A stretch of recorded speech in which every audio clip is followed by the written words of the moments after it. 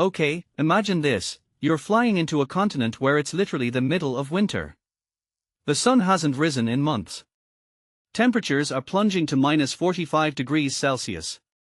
And you're landing on an ice runway that's basically a frozen desert with zero visibility. This isn't a sci-fi movie, it's real life, and it's what happened when a crew had to rescue an American researcher from Antarctica last July.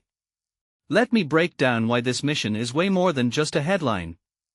First off, midwinter rescues in Antarctica?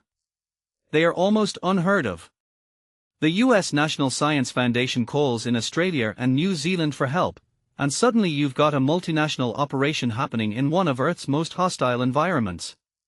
The plane they used, Skytrader's Airbus A319 long range, landed at Phoenix Airfield with zero natural light, relying purely on instruments and spotlights. The co-pilot, Louise Robertson, called it pitch blackness. But here's what I find fascinating, they didn't just beat the cold, they beat the clock. Weather windows there are tighter than a submarine hatch. One day earlier, a snowstorm forced them to abort. One day later, conditions would have been impossible again. Timing wasn't just critical, it was everything. Now, let's talk about the human element. The patient was in serious condition, but what does that even mean in a place where basic emergencies become life or death? McMurdo Station has medical facilities, sure, but if you need surgery or a specialist, you're 4,000 miles from the nearest hospital. This isn't just about saving a life, it's about the ethical obligation countries have to protect people working in these extreme environments.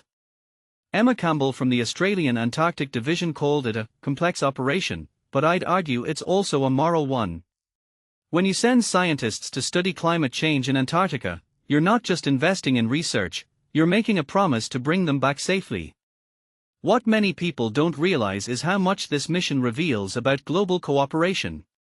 The US, Australia, and New Zealand all played roles here.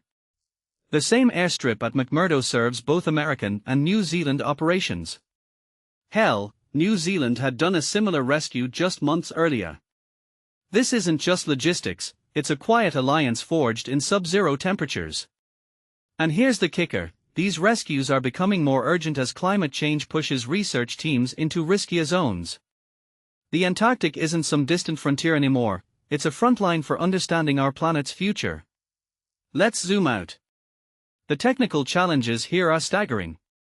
Landing a jet on ice at minus 43 degrees Celsius?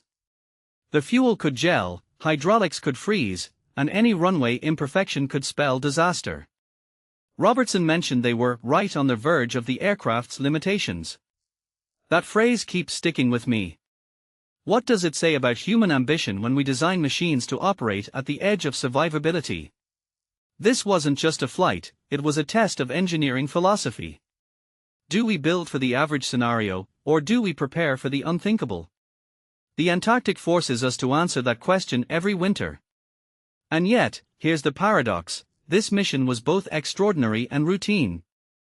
Extraordinary because of the conditions, routine because this is exactly why these international programs exist. But what if the next rescue isn't possible? Climate instability isn't just affecting research, it's changing the rules of survival down there. The Antarctic is no longer a static backdrop, it's a dynamic, increasingly unpredictable player in these stories. So while this rescue had a, seemingly, happy ending, it raises a deeper question: how long can we keep pushing human presence into Earth's extremes before the math stops adding up? What's your take? Should we be investing more in Antarctic infrastructure to handle emergencies, or is this a sign we're overreaching by having permanent bases there at all? Drop your thoughts below. And if you're sitting there thinking, I could never do that job, remember, someone has to maintain those runways. Someone has to fly into the void. Someone always does. That's the quiet heroism of polar exploration. Stay curious.